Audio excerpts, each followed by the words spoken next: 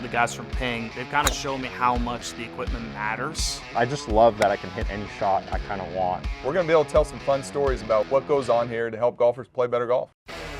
Welcome back to the Ping Proving Grounds podcast. I'm Shane Bacon. That is Marty Jertson. Marty, we're going to tackle a topic that I'm assuming people that listen to this podcast are going to be excited about today. I mean, who better to chat about high handicap golf than us with Andrew Rice? Absolutely. Andrew's been a ambassador for us for a number of years now. And I think, Shane, what comes back to me when I think of Andrew is when we were in the archives with Rob Griffin, our historian, and he said that Karsten Solheim's mission was to help the average golfer. Well, I think that really, I think embodies Andrew and what he's trying to do on the teaching and coaching side. I couldn't be more excited to talk to him about it. Guys, thanks so much. Andrew, when you dive into the world of high handicap golf, I mean, as somebody that is awful at instruction and really doesn't have any idea of how to help any golfer in the world, I try to help my buddies and it doesn't go so well. Where do you start? Like, what's the first step to someone that is struggling to break 100 or struggling to break 90? I think for me, I regard the foundation of golf as the hitting of the golf ball. I often say to people, it's not that the short game and putting doesn't matter, but if we're getting the ball up and down and we're holding these 20-foot putts for doubles and triples, it doesn't make a whole big of a difference. And so it's really ultimately about the hitting of the golf ball. I like to look at the ball flight. What's the golf ball doing? How far is it going? How high is it flying? How much is it curving? And then back things up from there and say, okay, let's talk. I like to interview my students, talk to them and say, tell me what's ailing, what's happening, what's going wrong, and how can I help you to start to have more joy out on the golf course? That's really what it's got to be all about. I think, Andrew, is going to be one of my first questions to you is what brings you, what kind of motivates you to teach golfers every day? What brings you the most joy or excitement when you wake up? I mean, I've never seen you lack excitement and enthusiasm when you're interacting with other teachers and then your students. What is that motivating factor for you? Marty, people are coming to me because there's invariably something wrong, and they're looking to leisure time. We all greatly value our leisure time, and for most of us, golf is a big part of that leisure time. And we want to be able to go out there and take advantage of that opportunity we've got to be out enjoying the game. And the better we play, the more fun we have. And so I really want to help people, just like I said earlier, enjoy themselves, have more joy when they're out on the golf course. And you guys both know it. If you're playing well, it's a lot more fun out there.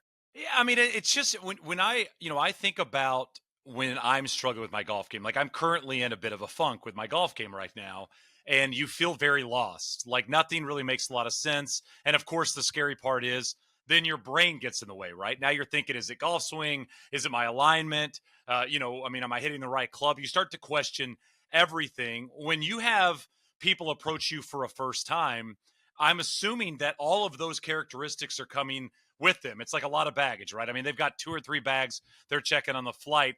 How do you focus on bag number 1, which either is golf swing, brain, whatever the case may be, and then what is a win from a first lesson or a first experience with somebody that comes your way? Is it just clearing the clouds? Like, what is a victory for you off the bat? One of the questions I ask all of my students when I meet them for the first time, Shane, is what would you be happy with walking off this lesson tee today? And so they're going to tell me straight away, okay, that gives me insight as to what's ailing, what they're looking to achieve. And I've learned over the years, give them that. Do everything I can do to give them that. And so, what would they like to achieve?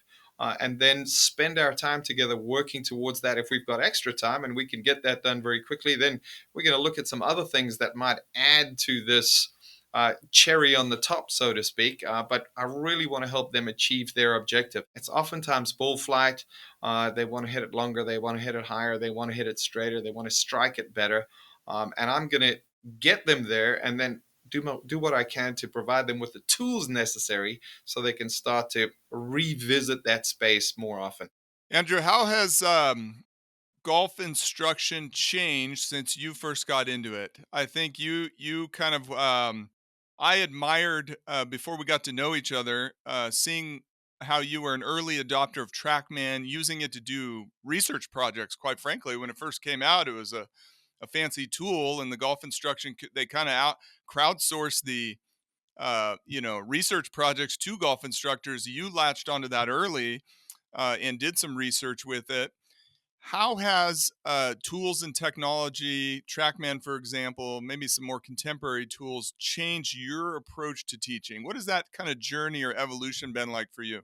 Marty, a lot of teachers will say, well, so and so, Butch Harmon was my mentor, David Ledbetter was my mentor, and I certainly started teaching, working for David Ledbetter. I would have to say that golf technology, most importantly, TrackMan, was my mentor in that it taught me what causes the ball to fly a certain way and what numbers to look for.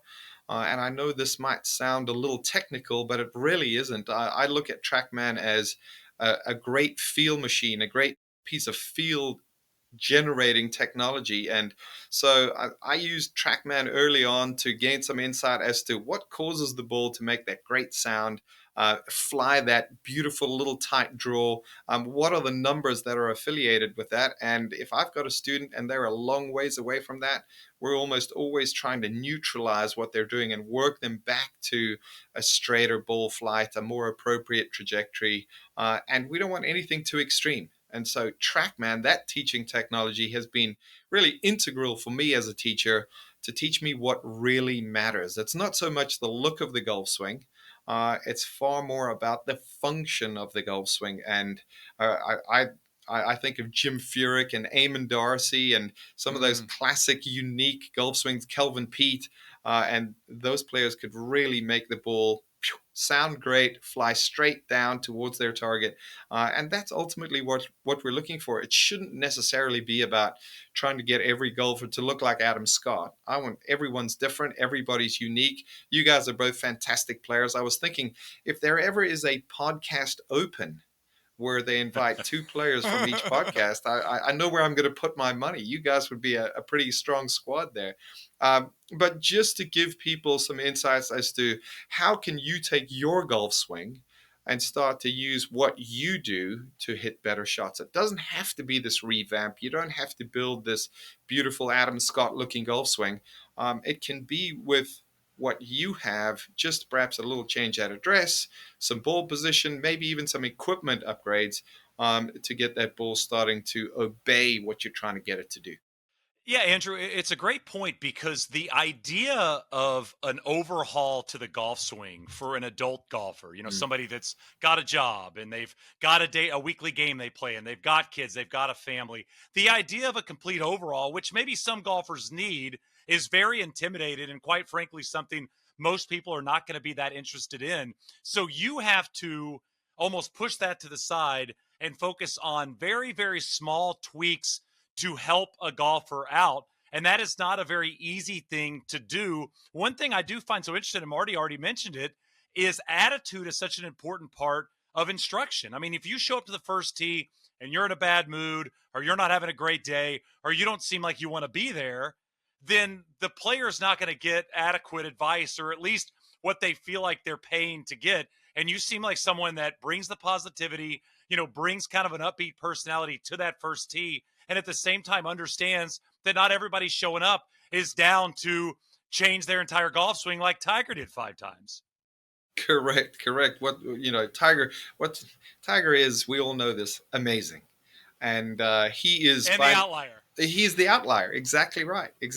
And so people would love to have the ability to do what Tiger has done on multiple occasions, but that thing called life gets in the way, and it's family and it's work, and it's I've only got so much time that I can dedicate towards golf. Give me what you can so that I can fit that into my little window, my little golf window. I can go out and practice, maybe even hit 15 balls before I go out to play. What can I feel and think and maybe do something at home in front of the mirror to start to help me hit some better shots? And it's taken a long time, but I think I finally realized why you look at all those Golf Digest and golf.com top teacher lists, and there's not a lot of 25-year-old teachers on the list. And I realize why, because it just takes a long time to be able to interpret and understand people, not so much golf swings, but just people. And I'm going to Mm. talk and I'm going to ask my students questions. And hopefully that's going to give me some insight as to who they are and what's going to help them and how I can best help them. Marty, I was thinking about this in terms of ping and a lot of the technology that we've talked about on this podcast, because something you've done such a great job with, so many of the tools and AI and things like that, is to try to get people to feel comfortable making a change without having to go to the golf course and change it on the range or on the golf course, or spend those months maybe even introducing new equipment. Yeah. The popularity of the 7 wood or the crossovers booming popularity over the last few years. The technology that you've worked so hard on has made this easier for golfers to feel more comfortable just putting a new golf club in their bag. Yeah, I mean, I think that's a magical thing, Shane, when you can go out and let's say a golfer's never hit a 7 wood. They hear about it on the podcast. They see tour players using it. They go get one. They can make their same swing with those characteristics and traits to it and start hitting good shots immediately. I think that's our own way of kind of bringing some immediate joy into this game. Um, Andrew, on the topic of equipment, what are some, because you see a lot of folks come through Yes. your clinics and your schools that you do, and you have seen you've one of your biggest roles with us as a brand ambassador is to represent the people. And what are you seeing out there in terms of what does their bag look like? What are some equipment mistakes they are making? And then we can design into those gaps or better message those gaps, fit those gaps. What are some big mistakes you see, common mistakes you see in the high handicapper, everyday golfers' golf bags right now? Marty, I must say, over the last few years, I think you guys have done an excellent job in getting longer irons out of golfers' bags. That's a Mm, great thing. They've been replaced with some nice hybrids that can help the ball get up in the air. But I must say, I still see 3 woods. I still see, in my opinion, too many 3 woods, and yeah, the average uh, golfer, certainly male golfer out there, female lady golfers most often do not need a 3 wood, but the average male almost feels like they need to be a man and they need to. I need a 3 wood. Give me a yeah. driver and a 3 wood. I'll have some other things beyond that. But far too many golfers still have 3 woods in their bag, and that's a low line drive type ball flight. And I just see golfers getting so much more out of, you mentioned the 7, out of the 5, perhaps, something they can get up in the air. And I still see far too many golfers with that traditional 15-degree 3 wood that they're trying to hit off the deck and really not having much joy with. Shane, we have some very interesting data on that. So Andrew brings up the 3 wood. We mined our Arcos data and found that golfers who hit the ball, who hit their driver 250 yards, hit the 3 wood off the tee 50% of the time and off the ground 50% of the time. But Andrew, if you hit your driver 200 yards, you're hitting your 3 wood or your lowest lofted fairway wood 80% of the time off the ground, 20% off the Hmm. tee.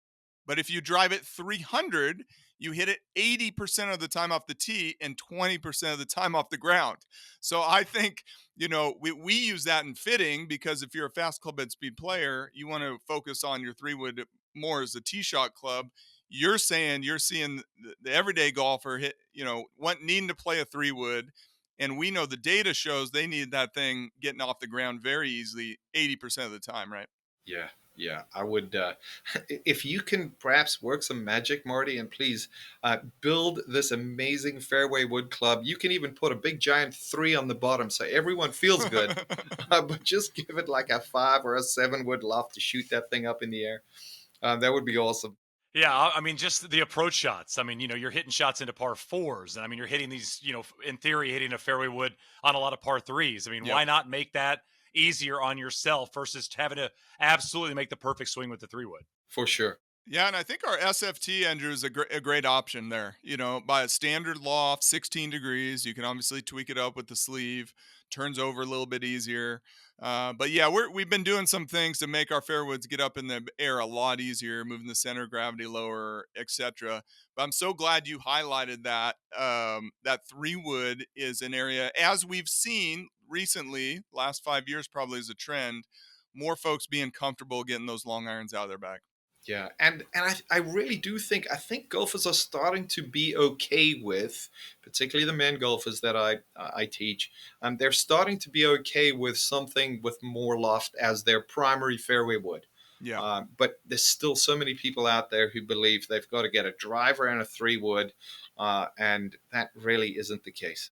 Andrew, you mentioned equipment and a big mistake that high handicappers make in terms of their equipment. What would you say is the number one thing you feel like high handicappers struggle with that is almost consistent throughout people that come to see you? Is it alignment? Is it not understanding their own distances? What do you feel like is the number one thing you almost see every single time you have a higher handicap come your way?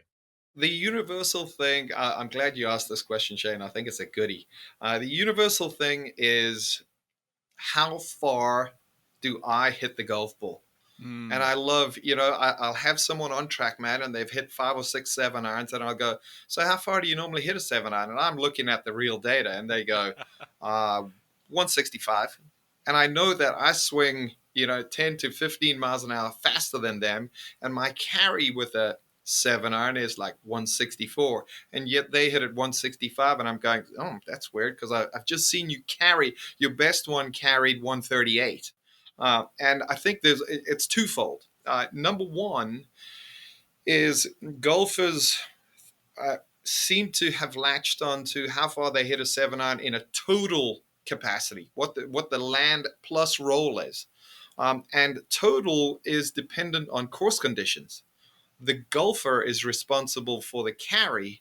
The golf course Mm. is responsible for the total. And I'd love for Interesting. golfers to start to get a better idea as to what the actual carry number is. It might be a hard pill to swallow, I know that, but you will play better golf. And ultimately, you're listening to this because you might want to pick up a nugget or two to help you play better golf. Find out what your carry numbers are first, and then second, let's get rid of the ego. We know that back in 1991, you used to hit a 7 iron a lot further, but today is today, and we're happy to be playing golf. If you can have an a carry number that is accurate, you cannot help but play better golf. And we all know this. If golfers can start to hit more greens, they simply have to score lower. They have to have more fun out there. Oh, Andrew, I absolutely love that. And that's what I think we hear. And when I've played in tour events, it's all about that carry number. Like, where do Yeah. you want that ball to pitch? That's absolutely what you can control. I love that. I think a couple tools out there for the listener that they can use. One, you can measure your actual tendencies on course with a tool like Arcos, number one. And that's been really fun to showcase, Andrew. Mm. We've seen all the data. I'm sure you've seen it from your individual students or on the big data of what percentage of the time golfers come up short on the golf course, right? And it with their irons, it is a Marty, do you have a number on it? I mean, it, do you have an idea of what the number is? well, it's just kind of a heat map, and I guess for the listener out there, maybe picture the shape of like a pear, where the pin is at the top and the rest of the heat map is down there underneath. That's kind of what it looks like for everybody, So that's a fun one. And then number two, Shane, with our gapping app and Copilot, our folks who come in and get fit. This is kind of an unintended consequence of that tool is we give you a projected carry distance of all your clubs, and we have our folks can come get fit and use that Copilot, and they get their carry distances. Yeah, and then you can go play golf and double check them. But Andrew, that's a way we can really help that golfer without them having to go, because it takes a long time to go do a full gapping and hit all your clubs Yeah. and enough good shots. We can kind of calculate that and estimate that for them has been super duper helpful. That is massive. And to me, Marty, that's like the low hanging fruit. That makes my job as an instructor easier. Mm, I'm helping my students save strokes without really changing their golf swing at all. It's just, let's get a better understanding. Let's get some good, accurate information. And you can straight away go out for the next round you play. You can start to hit more greens, save some strokes. yeah. Andrew, this is one of my biggest complaints about golfers in general is you spend so much of your life focused on the game of golf, whether it be, wanting to travel with your buddies and play golf trips, or you're grinding to get that handicap down, yet you don't really understand anything about your own golf game. And this Mm. goes through a couple things we've talked about. Equipment, understanding what best is for you. And it's maddening running into people that aren't getting fit routinely for golf equipment because again, you're investing so much of your life. I mean, imagine a country club membership. I mean, what are you? You're these days you're laying down at minimum $20,000, at maximum I don't even know how much, $1 million for a country club membership. Yet, Yeah. you're not, you don't totally understand what your bag is about. And then to your point about the actual carry numbers is not having a total grasp of how far you hit every single club is just doing yourself a disservice, right? It's like driving a car and the speedometer being off, right? And you're like, Yeah. I think I'm going 55, officer. I don't know. Like it doesn't make a lot of sense. It really does, and it's easy stuff. It's the problem is it's not sexy. It's not appealing. It's not like, Mm, oh, I saw John Rahm's downswing, and I want to get mine to look like that. Well, John yeah. Rahm's done a lot of stuff to know how far his clubs go, to get himself fitted, to get himself in the right equipment, and then he gets up and hits the ball. Let's start there, and we can really have a good head start on playing better golf. Andrew, let's go back to TrackMan a little bit, and the listener of the Ping Proving Grounds podcast. There's some techies out there, so it's okay to talk a little techie here. What are Okay. some of the maybe key club delivery and/or ball metrics you really hone into? You could pick maybe a 7-iron, Andrew, or a driver. Are you looking at path, face, horizontal swing plane, and how do you kind of manipulate those things? What numbers are you kind of using as your guideline for those metrics you're looking at?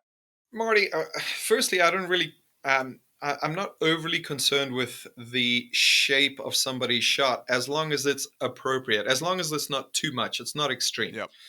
If fades work just as well as draws, and I'm sorry to let everybody know that, but that's a fact. You don't necessarily have to hit a draw in order to play good golf. Fades can work just as well. Yep. I'm looking for something club path wise, 3 degrees out to in, 3 degrees in to out. When we're hitting shots off the ground, I'm looking for a mild downward strike anywhere between 1.5 and 5.0 ish. If we're talking irons being struck off the ground, I'm going to. An interesting thing is the dynamic loft. What is dynamic loft? It's the loft of the face at impact. What does the golf ball experience? The dynamic loft. And a lot of uh, golf coaches and golfers don't really get and understand the role that those two need to play, the two being club speed and dynamic loft. And I do believe we've got to match those up. The higher the speed, the lower the dynamic loft needs to be. I know that, Marty, if you hit a 7-iron that launches at 20 degrees and I hit a 7-iron that launches at 20 degrees, your ball's going to go significantly higher than mine because Yep. your club speed, ball speed is higher. And ultimately, if you launch a 7 at 20 degrees, that's not a good thing for you because your ball's Nope. going to go too high and it's going to be out of control. You know that Yeah. better than everybody, really. But for the golfer with that slower club speed, they need to launch the ball at 20. And so that's something that I'm going to look for. Club path, attack angle, club speed, but I really want to tie that club speed to an appropriate dynamic loft because that's going to be that trajectory factor. So many golfers that I teach will typically hit the ball too low. And if I run into somebody who's hitting it too high, it's just weak and ineffective. Well, then we're going to try to bring the loft down. But we are going to, I'm certainly going to try to marry their club speed with that club to an appropriate dynamic loft because that gets the ball to a playable height where it's not overly high and gets out of control, and it gets up enough to where it can land and stop on a green. Andrew, I wanted to ask you about practice, especially for high handicap golfers. I mean, so much of the time we hear just focus on 100 yards and in, focus on pitching and chipping and putting. What do you tell uh, people that come your way about practice? If they have an hour to practice, how do you break that down for high handicap players? Shane, firstly, I'm overjoyed if they have an hour that they can practice. That's a good start. Okay. If you want to get better, you simply have to practice. You cannot listen to a podcast or watch an instructional Don't video. tell them that, Andrew. Yes, they can. They might unsubscribe. This is where they're getting the gold, though. They've got to get out there and go and practice. Firstly, I would say this. I think driver practice is underrepresented. Love that. I'd like to see golfers hit a lot more drivers. I'd like to see golfers actually practice generating more speed. How do you do that? I think at the end of your practice session, reserve anywhere from a dozen to 20 golf balls, and you're loose, you're ready to go. And ideally, if you've got some kind of feedback device helping you with club speed or ball speed, you're going to get up there and try to rip those golf balls as hard as you can just to see what you can do. There's also another great teaching aid that Marty might know about called the Stack. That's fantastic. This is not meant to be a plug for the Stack, by the way. I think it's a fantastic tool, and it's invaluable in helping golfers hit their golf ball closer to the green. If you think about what golf is, it's what are we trying to do on irons? We're trying to get the right distance so we can have our ball finish closer to the hole. When we're chipping, pitching closer to the hole. When we're putting in the hole. The same goes for tee shots. Let's practice our driver so that A, we can make it go a long way, and B, we can work towards keeping it in play. I'd love to see golfers spend more time practicing with their driver. And then I don't think that block practice has received much of a good rap over the last few years. And it is my opinion that every golfer needs to do some degree, some amount of block practice, and then work from block. And what is block practice? It's a 7-iron, you're working on your swing, and you're just hitting a bunch of 7-irons all to the same target. You're trying to get a feel for that motion, that strike, that new change that you might be working on. Spend some time doing that. But then I would love for you to go, okay, I need to take this and change this, work this over into the golf course. Because so often golfers will say, Andrew, I'm good on the range, I'm horrible on the course. I know if you're listening, there's a lot of people nodding their heads right now. Marty and I are nodding our heads. Yeah. How can we possibly make it better? We can never recreate the golf course on the range, but we can get closer. Yeah. And instead of just hitting 57 irons and going, whew, I think I got this. Today's going to be a great day. And you step on the first tee and that thing's in the water off the first tee. That's because the manner in which you practiced had very little to do with what is required on the golf course. And so spend a portion of your practice time hitting golf course style shots. Pick out a target, rotate clubs frequently, try to hit to the sides of targets, use your pre-shot routine. And then I think now you're practicing, now you're preparing to go out and play ultimately better golf. Some block practice, some random practice where you're trying to mirror, imitate what you're doing out on the golf course and throw in a couple of speed shots at the end. I think you're in good shape. I love that, Andrew. I think that was one of my biggest regrets in hindsight, looking back on my own golf career, is over practicing the 50-yard shot and under practicing my driver. So I love that idea. Marty, I mean, the saying we heard for years was drive for show and putt for dough. And I Yeah. always said, well, if you don't drive it in play, you're putting for no dough, right? I mean, Yeah. you've got to at least get it in play. And I mean, obviously, we've seen how important the driver is in modern golf and the Yeah. way modern equipment is made. It is the most important golf club in your bag, I'd say, even over the putter for a lot of players, especially players that struggle to get it off the tee. Because I was playing golf with a friend of mine in the media a few weeks ago, and he's hitting his driver a lot better than I'd seen it a few months ago. And he goes, Shane, I realize that if I can hit it 230 off the tee and play, I can be a guest anywhere in the world. I mean, if I can hit it 230 off the tee and relatively straight, I can be invited to any golf course in the world and not be embarrassed. And it's so true, right? Like that lends itself to positivity. You feel better about yourself. You're getting the ball in play. You're in the hole if you're playing a match. I mean, the driver is so much more important than I think we used to give it credit for. Yeah. I say this to a lot of my students. Over the last 20 years, strokes gained, the best statistical putter on the PGA Tour has been a player by the name of Denny McCarthy. And I say this, I think Denny would trade some of his putting dough for some of Rory's driving dough. Rory's got a lot of driving dough in his bank account. And that's a big reason why Rory is Rory. Not that Denny's bad. Denny's done a lovely job, and he's a fantastic putter.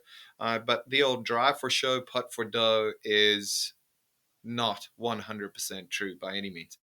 Andrew, so far we've talked a lot about ball striking, which I think you framed very well. That's kind of the foundation of golf. But you have done a lot of tremendous work on short game technique, helping us with our wedge designs, evaluating our grinds, friction, spin generation. You know, using TrackMan is a kind of a research engine for short game. I know when you first did your wedge video, was it called the Wedge Project, Andrew? The Wedge Project, yeah, The Wedge Project. almost 10 This is years ago. 10 years ago. We got a lot of golf junkies, engineers around the office. I remember there right when it first came out, they all bought it, downloaded it, they're watching it at their desks and still geeking out over it. Tell us a little bit about the Wedge Project, what you kind of learned in that video, and what would you do over differently? What knowledge or insight do you have about short game technique now that if you refilm that or re-edit it, would you put in there? Marty, firstly, the whole idea came to fruition because I wanted to understand why, when we're pitching, especially when we start out pitching, we can hit that. Let's call it a 50-yard shot. Okay, 40 to 50-yard shot. Why is it that sometimes we hit that shot and that ball comes out nice and low and it feels great on the face Yep. and it's got tons of check on it? And then on the next swing, we can strike it and it feels quite similar, but the ball seems to fly twice as high. It launches up, it seems to plummet out of the sky, hit and roll.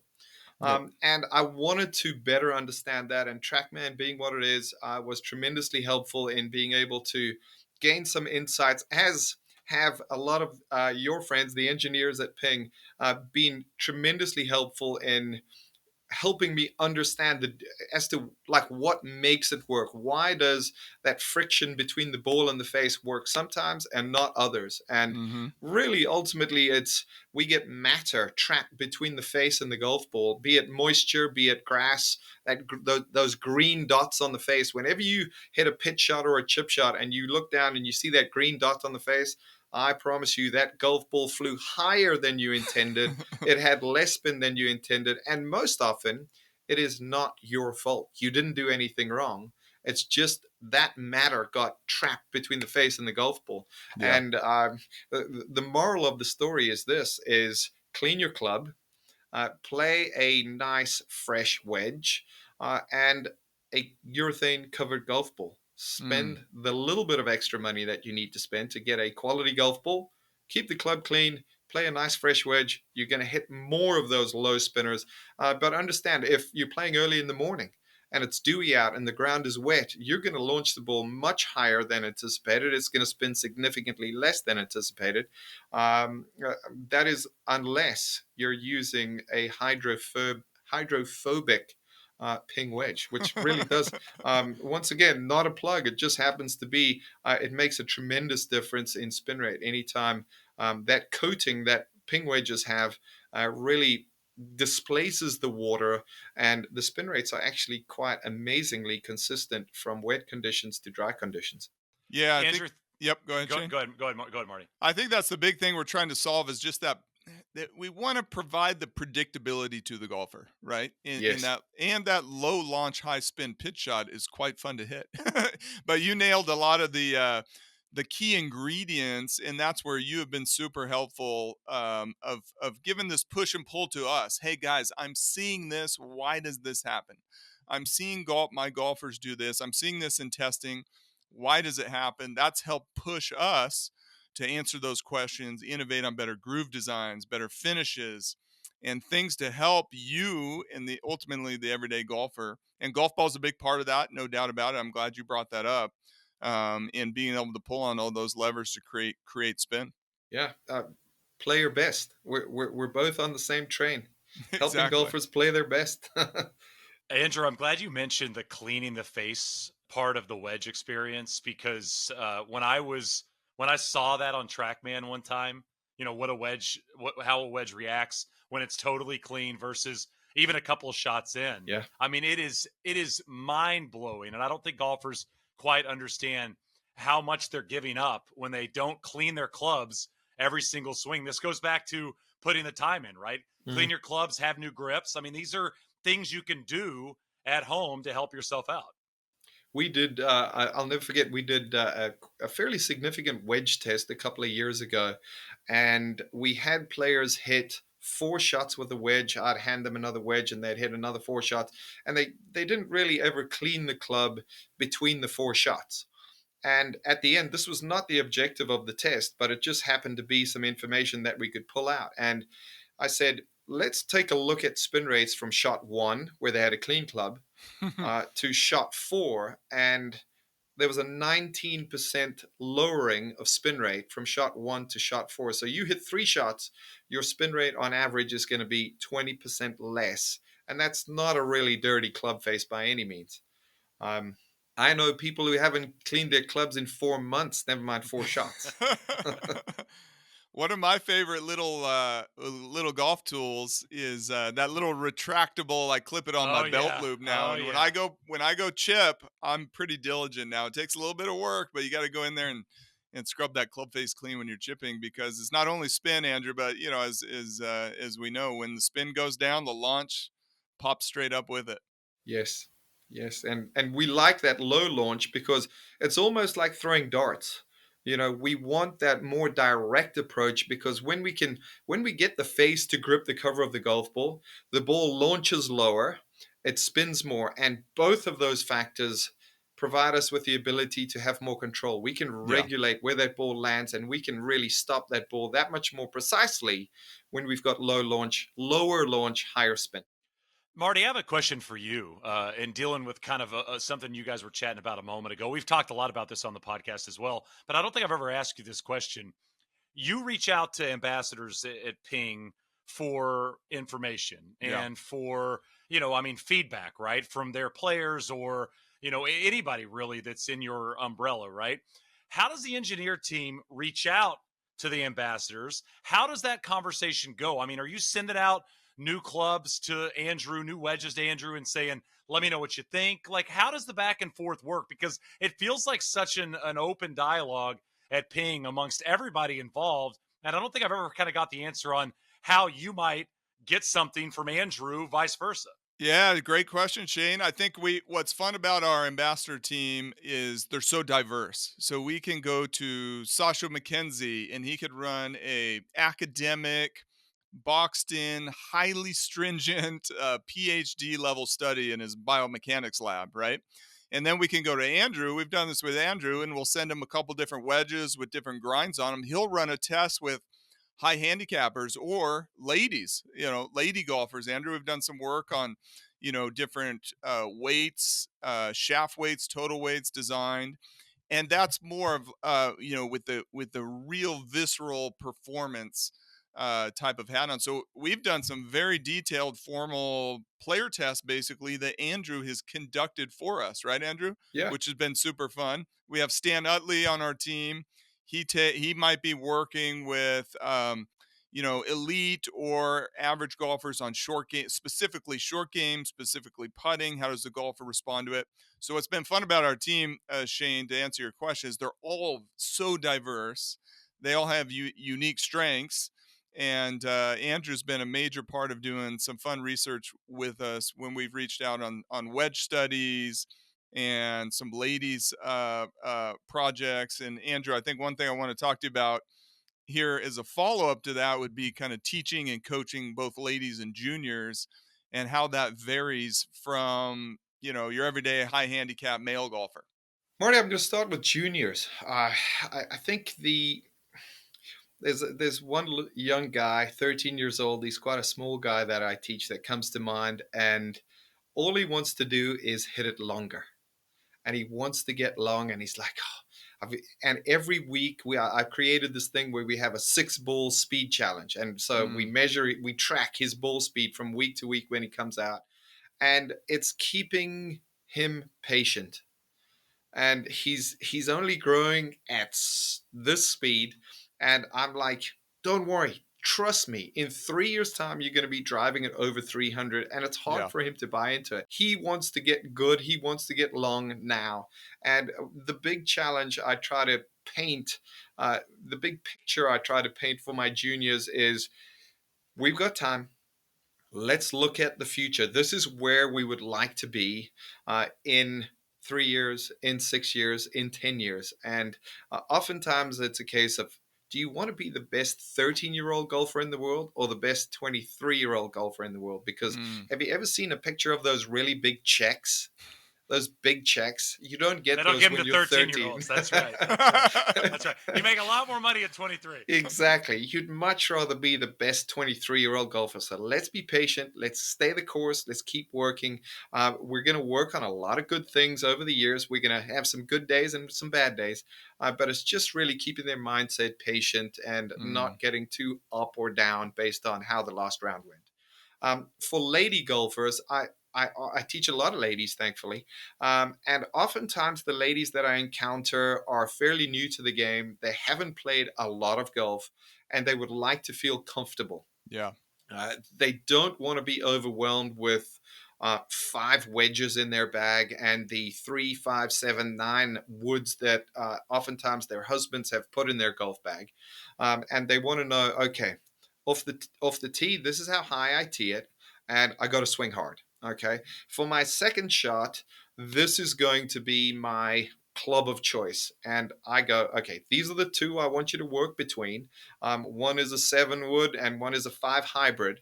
You can fall in love with either one, but I want you to fall in love with one of them. And Yeah. that's oftentimes going to be your second shot club. And then from there, we're going to go, okay, 8 iron, 9 iron, wedge, and a sand wedge. You're going to pick one of those and we're going to play those next to get the ball on the green. Let's get good at that shot.